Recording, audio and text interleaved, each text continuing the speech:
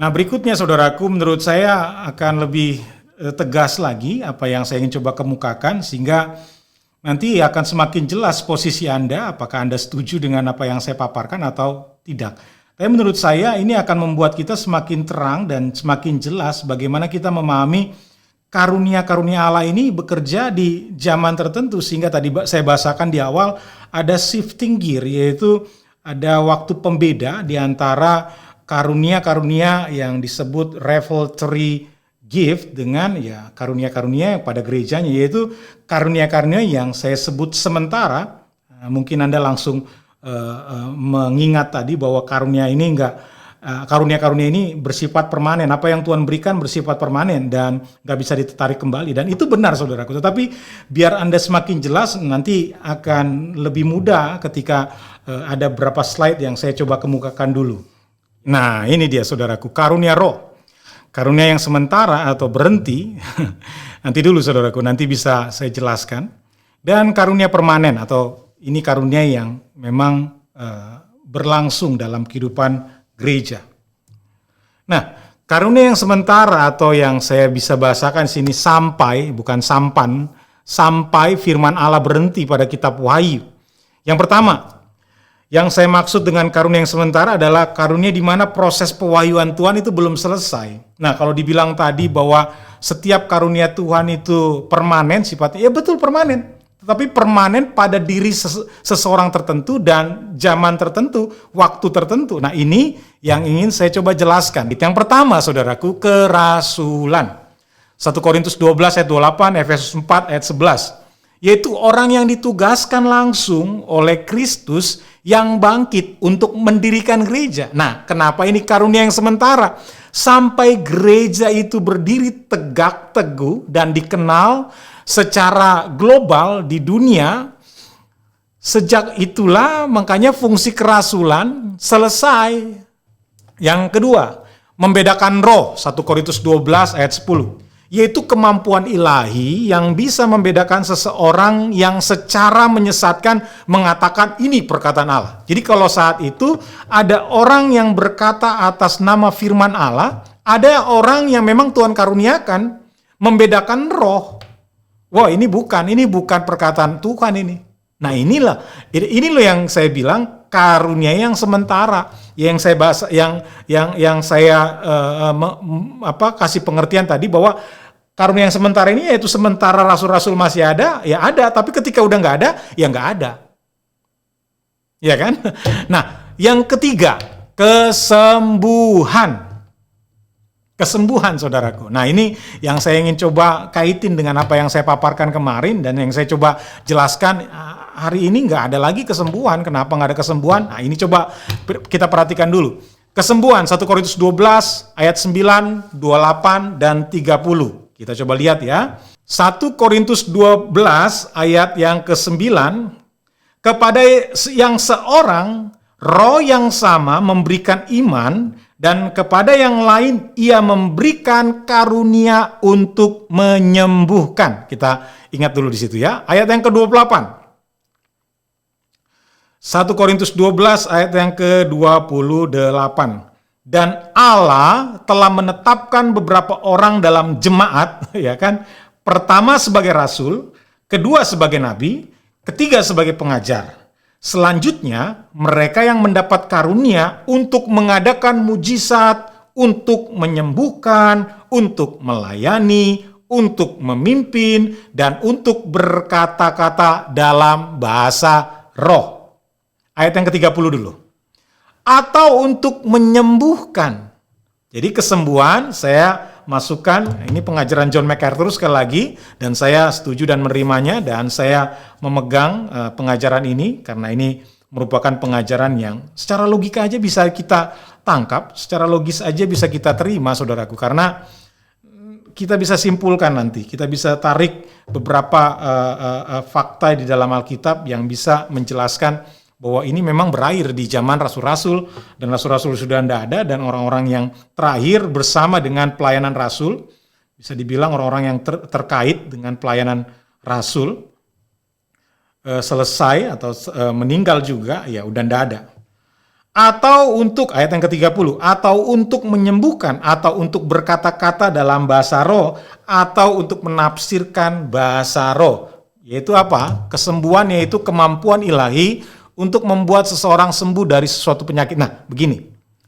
Kenapa penting kita, tadi saya tegaskan bahwa tahun penulisan itu harus kita ungkapkan, harus kita sertakan, karena ingin berbicara menjelaskan sekali lagi zaman dan era rasul-rasul dan orang-orang yang terkait dengan rasul-rasul dalam proses mendirikan gereja, establishment gereja. Kita lihat bahwa Yakobus masih bicara tentang kesembuhan.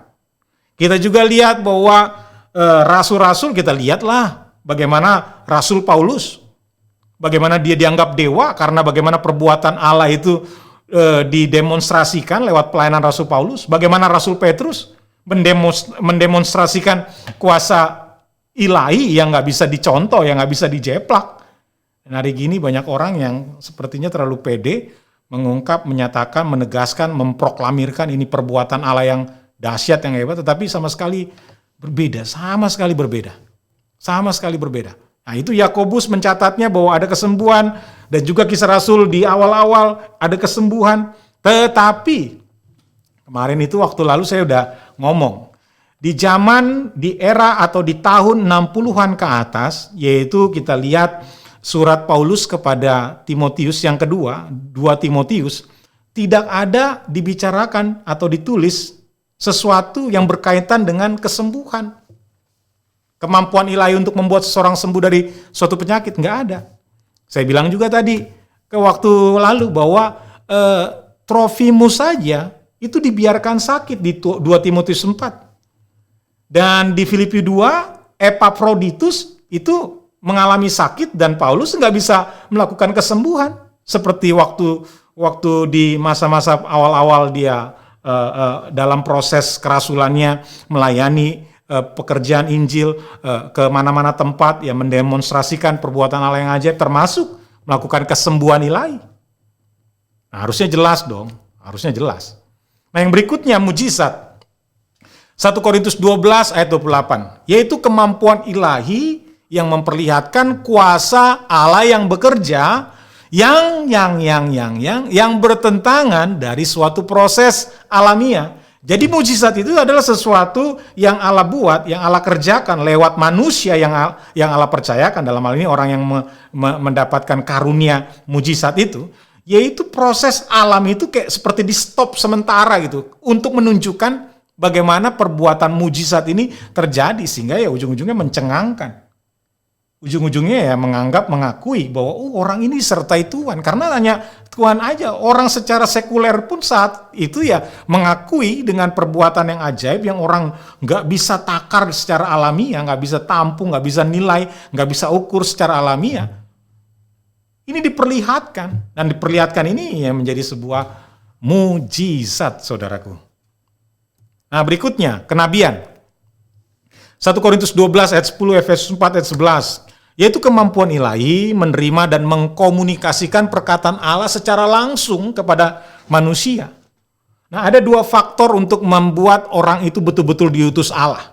Ada 2 alat uji atau otentifikasi lah yang membenarkan bahwa orang itu adalah dari Allah. Selain orang itu mempraktekkan atau mendemonstrasikan perbuatan Allah yang ajaib, yang kedua adalah alat ujinya adalah bahwa perkataan yang dikemukakan atau yang diproklamasikan oleh orang tersebut atau nabi dalam hal ini itu harus terjadi, saudaraku.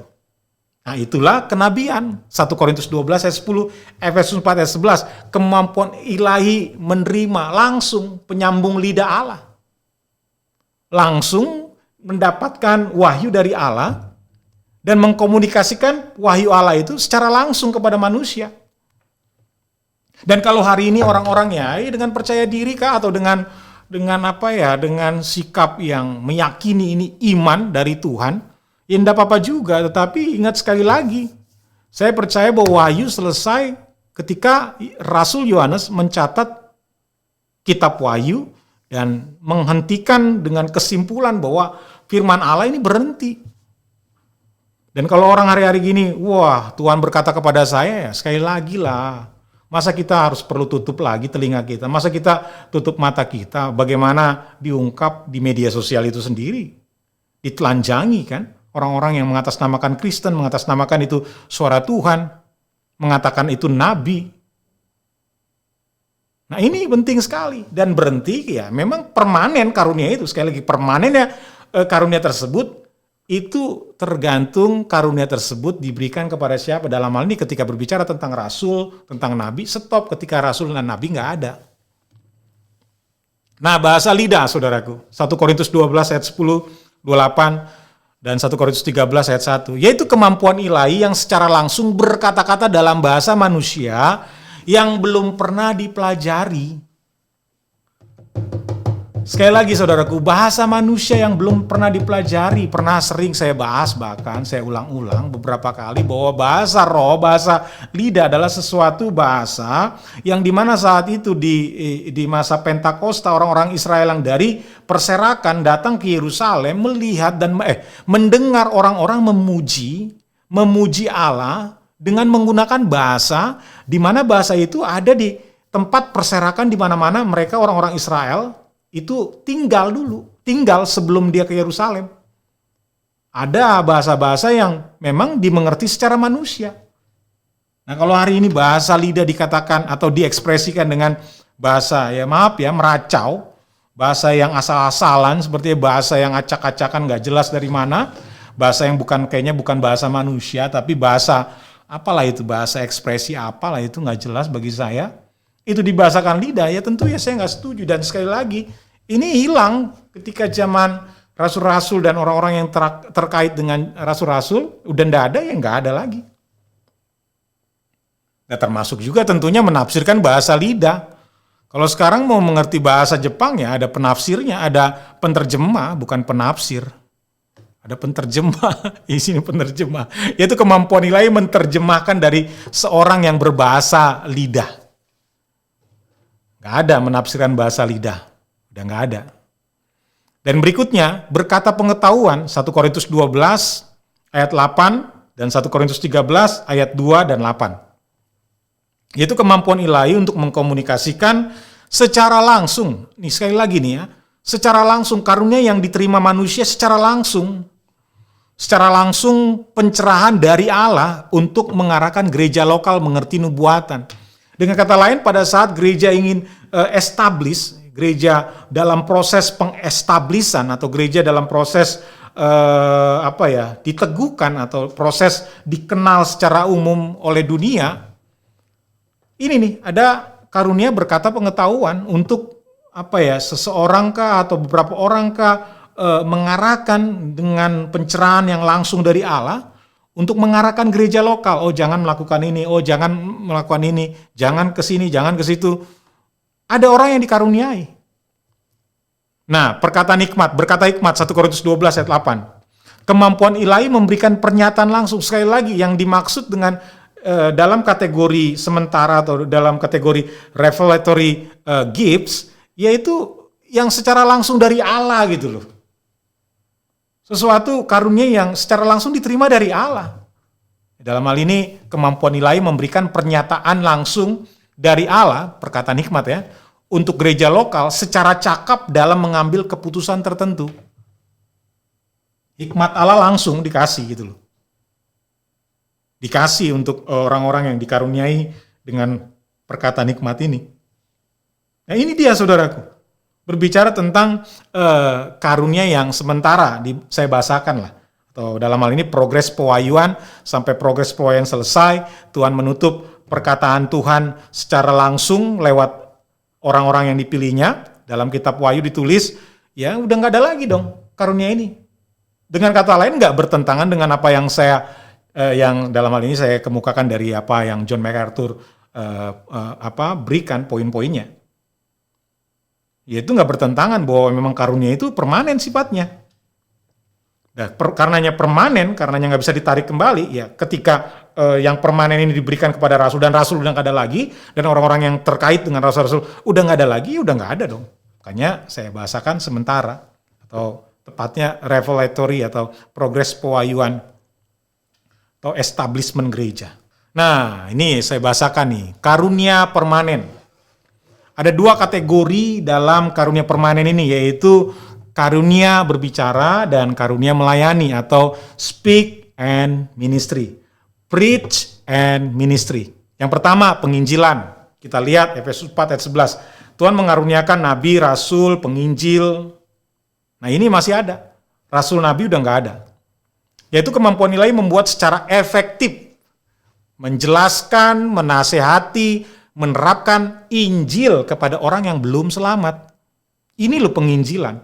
Dan sangat berbeda sih. Semakin hari saya melihat orang yang atas nama kalangan-kalangan Injili ya memaparkan hal ini, mempraktekkan hal ini, kayaknya sangat berbeda.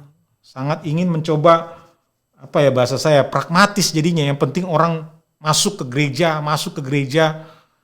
Padahal sih ini nih, penginjilan ini, kemampuan ini membuat secara efektif, menjelaskan bagaimana Tuhan benci terhadap dosa. Ya, Tuhan mengasihi, tetapi itu juga Tuhan benci dosa, sehingga orang yang mendapatkan berita keselamatan ini, ya meninggalkan dosa.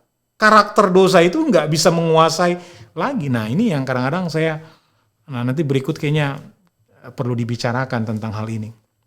Yang berikutnya, menasehati. Ini ya terus ada dong. Gereja establish, ya gereja ya terus berlangsung, gereja udah mapan, tapi gereja harus terpelihara atau dipimpin oleh Kristus yang adalah kepala. Dan dalam pimpinan Kristus ya gereja memerlukan penasehat. Roma 12 ayat 8. Kemampuan ilahi secara efektif menghasut atau mendesak praktek pengudusan atau sikap kehidupan yang kudus dalam hati dan tindakan melalui cara mendorong, menghibur, dan juga menegur dan juga mendesak orang-orang Kristen dalam gereja. Ini menasehati. Iman 1 Korintus 12 ayat 9 dan 1 Korintus 13 ayat 2, yaitu kemampuan ilahi untuk mempercayai Allah dalam segala hal yang dikerjakannya, meskipun apa yang nampak tidak pasti. Nah, ini lu karunia iman. Ada orang-orang yang seperti di dalam gereja yang bisa kita lihat, ada orang-orang kayaknya nggak perlu sampai segitunya deh dia berharap, nggak sampai segitunya deh dia percaya, tapi luar biasa ya orang tersebut tetap meyakini. Nah, karunia ini menghasilkan keyakinan yang kokoh bahwa Allah akan melakukan tujuannya. Apa yang Tuhan kehendaki dan tujuannya pasti terlaksana. Dan orang yang mendapatkan karunia ini, orang yang memegang ini, kokoh keyakinannya. Nah, yang berikutnya memberi. Inilah karunia permanen, karunia yang terus berlangsung. Memberi, Roma 12 ayat 8, 1 Korintus 13 ayat 3, yaitu kemampuan ilahi untuk seseorang dengan murah hati, sukacita, dan berkorban untuk memberi kepada Allah untuk pekerjaan pelayanan. Jadi memberi di sini ya harusnya jelas ya, membuat kita harusnya mengerti dan menyadari bagaimana karunia ini berfungsi di dalam gerejanya, di dalam pelayanan.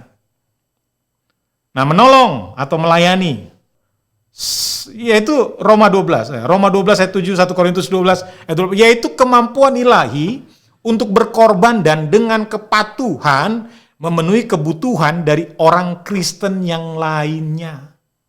Nih, orang-orang yang punya keinginan atau terdorong selalu untuk menolong, melayani orang-orang Kristen lainnya, ini orang-orang yang menerima karunia seperti ini nih.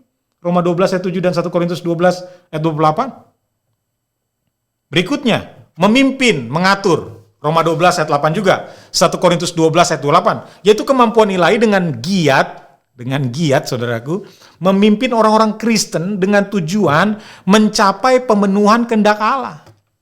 Ini orang-orang yang memimpin nih dalam gereja. Dan bisa dibilang nih, office. Bukan kantor ya, tetapi administrasi, tapi lebih kepada manajemen, penata layanan gereja. Nah, ini orang-orang yang memimpin, mengatur, yaitu kemampuan ilahi, diberikan kesanggupan, diberikan karunia Allah untuk memimpin dan mengatur gereja. Kemampuan ilahi dengan giat memimpin orang-orang Kristen dengan tujuan mencapai pemenuhan kehendak Allah. Dan tentunya orang-orang yang memimpin mengatur ya dengan giat ini tadi adalah seorang pemimpin atau orang yang dikaruniai memimpin dengan semangat yang gak pernah kendor, giat selalu. Berikutnya, kemurahan, Roma 12 ayat 8. Yaitu kemampuan ilahi untuk dengan riang, dengan sukacita mendeteksi atau berempati dan membantu memenuhi kebutuhan fisik, emosional, dan spiritual orang-orang Kristen lainnya. Yaitu kemampuan ilahi dengan riang. Dia sukacita memberikan kemurahan itu. Gak ada sungut-sungut, gak ada sepertinya kayak melakukan sesuatu yang besar. Orang-orang yang punya karunia kemurahan, orang-orang yang melakukan sesuatu yang sifatnya kayaknya kok gampang sekali ya dia beri, kok dengan mudahnya ya dia membantu. Ini orang-orang tersebut nih, orang-orang yang punya sense untuk melihat dan berempati. Sehingga ketika orang di gereja melihat ada orang susah atau orang yang kurang finansialnya, orang-orang inilah yang memang berfungsi, bergerak untuk melakukan karunianya, mengekspresikan atau menggunakan karunianya dalam gereja. Nah, nubuat, khotbah, Roma 12 ayat 6, yaitu kemampuan ilahi untuk mengatakan perkataan Allah dalam kitab suci. Nah, bukan lagi sebagai penyambung lidah Allah. Tetapi dalam hal ini nubuat atau khotbah, karena ada khotbah di situ, ingin menjelaskan bahwa ya yang dia sampaikan adalah firman Allah, tetapi firman Allah yang telah selesai termeterai, telah selesai diwahyukannya. Nah, orang-orang yang di dalam gereja yang punya karunia tersebut, yang punya karunia ini adalah orang yang punya kemampuan ilahi untuk mengatakan perkataan Allah dalam kitab suci. Meskipun hari ini kita mendengar orang atau pengkhotbah yang mengajarkan kitab suci, kok bisa-bisanya ya, kadang-kadang saya bertanya, kok bisa-bisanya ya, pengajarannya kok bisa bertentangan dengan pengajaran kitab suci yang lainnya. Kok pengajarannya ketika berbicara pengajaran memberi, kok agak berbeda ya dengan apa yang dipaparkan, dikatakan dalam kitab suci. Ketika berbicara tentang perceraian, kok sangat berbeda ya dengan apa yang dipaparkan dan ditulis dalam kitab suci. Ketika mengajarkan tentang keselamatan, kok berbeda. Kok mengajarkan tentang kedaulatan Allah, kok berbeda. Berbicara tentang Trinitas, kok berbeda. Nah, sebab itu dalam gerejanya ada orang-orang yang memang dikaruniai dengan kemampuan ilahi ini untuk mengatakan perkataan Allah dalam kitab suci. Nah, gembala dan pengajar. As pastor and teacher. Gembala pengajar. Yaitu kemampuan ilahi untuk menggembalakan orang-orang Kristen dengan cara memimpin atau menyediakan, providing, atau menyediakan atau memberi makan, atau juga melindungi serta merawat mereka orang-orang Kristen di dalam gereja. Dengan kata lain ini bisa menjadi gambaran yang hidup, bagaimana kita harus hidup benar menjadi orang Kristen yang hidupin kebenaran firman, yang hidup di dalam pengudusan, yang hidup di dalam jalan keselamatan ini, bagaimana memuliakan, menyembah Allah, bagaimana orang-orang Kristen melihat, menerjemahkan atau melihat secara jelas bagaimana pengajaran Kristen ini ada di tengah-tengah kehidupan. Ya nggak bisa enggak. Ini loh ada orang-orang yang Tuhan karuniai, ya ini tadi gembala pengajar yang bukan hanya mengatakan dengan jelas, dengan benar pengajaran kitab suci, tetapi menjadi sebuah role model, menjadi sebuah bentuk physically yang bisa terlihat. Sehingga orang-orang Kristen ya pasti ngikut. Dan hari-hari gini kan, ya maaf kata lah ya, banyak gembala ya sangat terkait sih hal ini. Ketika pengajarannya salah, pasti kehidupannya salah. Ketika apa yang dia paparkan, yang diajarkan atas nama sekalipun itu firman Allah, tetapi salah mengajar, dan ini sangat bisa, pasti kehidupannya pun salah. Karena ini sangat terkait. Nah, ini penegasan rohani atau bisa dibilang bahasa Inggrisnya discernment atau kecerdasan atau hikmat rohani. Yaitu kemampuan ilahi memang pakai ayat yang sama seperti yang tadi sementara. Karunia sementara 1 Korintus 12 ayat 10. Tetapi ketika berbicara tentang gereja yang sudah established, yang tadinya membedakan roh, sekarang jadi menegaskan rohani itu tadi. Jadi sesuatu yang bisa dinilai pengajaran-pengajaran orang yang katanya atas nama kitab suci, atas nama scripture, tapi karena ini adalah orang-orang yang dikarunia Tuhan untuk memiliki discernment, memiliki kecerdasan, memiliki karunia untuk secara tegas bisa membedakan mana yang betul-betul pengajaran Kristen, mana yang betul-betul doktrin Kristen, mana yang enggak. Sehingga di 1 Korintus 12 ayat 10 ini ingin menunjukkan bahwa orang tersebut adalah orang-orang yang memiliki karunia discernment. Kemampuan ilahi untuk mengenali ajaran yang salah dan penipuan agama. Ini mewakili hal pelayanan yang permanen dari karunia itu. Sebagai bapa segala dusta, Yohanes 8 ayat 4. Karena ya males dah kalau denger. Kadang-kadang gregetnya saya melihat bagaimana tampilnya seseorang yang dibungkus dengan yang namanya kekristenan, tetapi ujung-ujungnya apa yang dia ajarkan salah, yang buat saya greget. Kayaknya nggak banyak orang yang berani untuk menyatakan kesalahan, bahwa itu salah.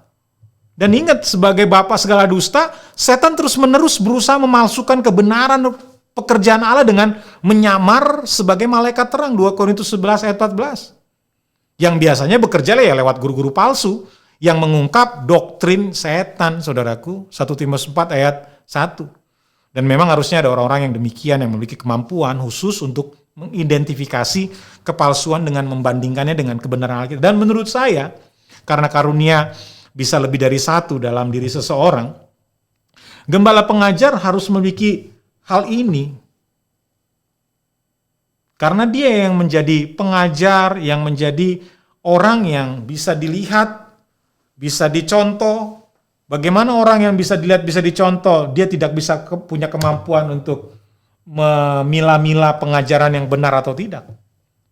Saya yakin dengan hal ini bahwa poin ini akan menjadi penjelasan yang tegas buat saya bahwa gembala pengajar harus juga punya discernment.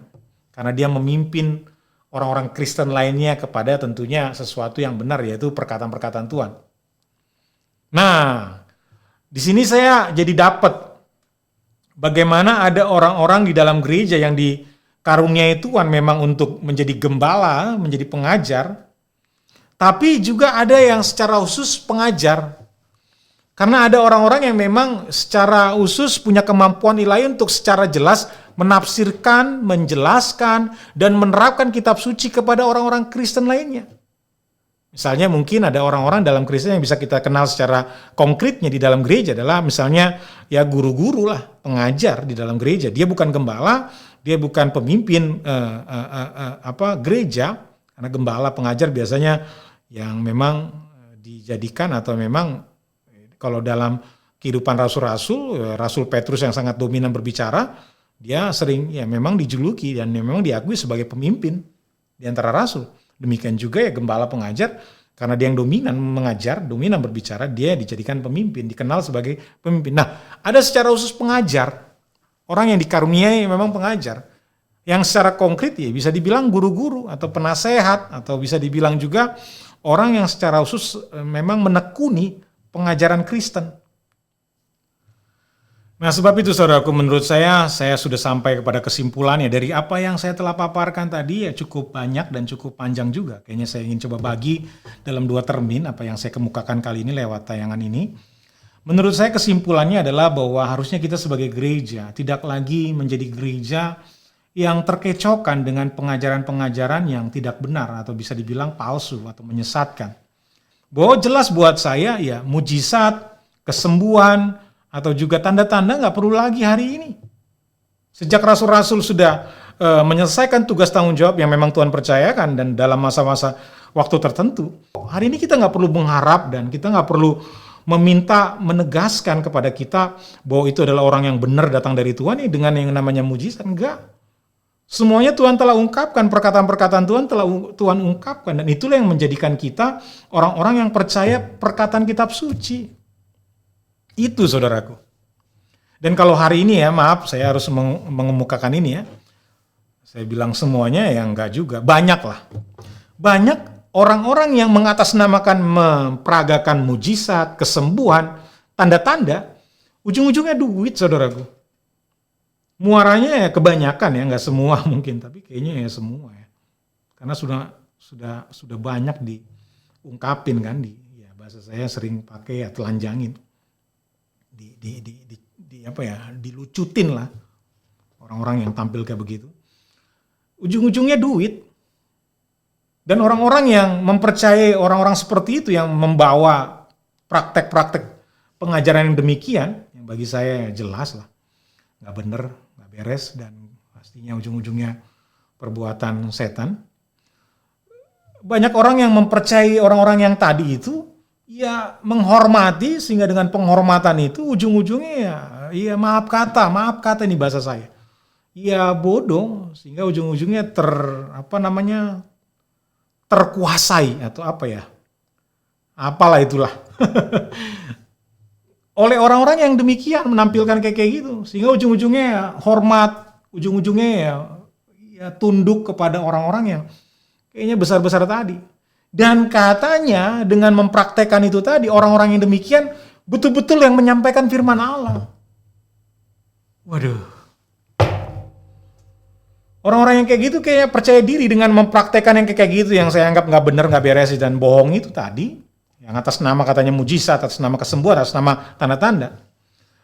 Itu ingin menegaskan kepada orang-orang yang mereka layani katanya, ingin menegaskan bahwa mereka adalah orang yang diutus benar dari Tuhan. Coba bayangin. Saya percaya Anda menyimak apa yang saya paparkan, saya hanya semata-mata mengekohkan atau mengulangi atau menggemakan lagi, sesuatu yang sudah ada. Jadi sesuatu yang saya gemakan lagi, ini yang saya teruskan aja. Dan saya nggak perlu perjuangan keras untuk hari-hari gini untuk mendapat pengertian ini, saudaraku. Ini bolanya di Anda lah sekarang. Ketika Anda telah menyimak ini, ya bolanya di Anda. Bagaimana Anda memahami dan menerima pemahaman ini dengan yakin? Saya percaya Anda dipimpin oleh pengajaran kitab suci itu sendiri, karena ini semata-mata pengajaran kitab suci. Dan itu aja saudaraku, karena panjang lebar juga nggak menambahkan perhatian setiap Anda. Tapi yang pasti saya udah mengungkapkan sesuatu yang sudah diungkap, mengungkapkan sesuatu yang sudah dipaparkan, dijelaskan, dikemukakan, dikotbahkan, diajarkan, dan dengan jelasnya menurut saya dipaparkan, diajarkan dengan begitu jelas dan sangat masuk dalam daya tangkap kita sebagai orang Kristen, pasti mengerti untuk menerima pengajaran ini dengan mudah. Salam sejahtera saudaraku, sampai ketemu di lain kesempatan. Tuhan Yesus memberkati.